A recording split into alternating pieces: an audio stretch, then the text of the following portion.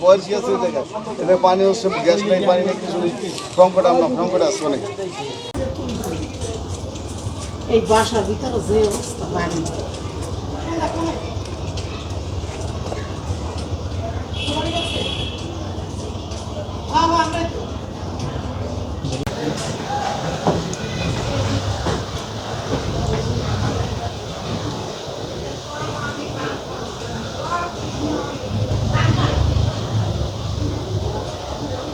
মানে বেশি হয়েছে কম দেখালা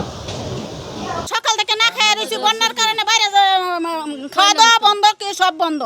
এখন আমরা কি খাওয়া দাওয়া কি করবো পানি উঠছে মাজা গলা সমান পানি উঠছে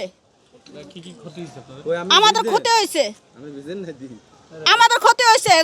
ঘরের মাল সামান আছে না ঘর ভরা জিনিস সব ভিজে গেছে পুরা খাট ভিজা সবই ভিজা পানি ঢুকলো কোন দিক দিয়ে জায়গায় পানি এদিকে ঢুকছে রাস্তার যে ঢুকছে আবার ভিতরে ঢুকছে রাস্তার উপরে ঢুকেছে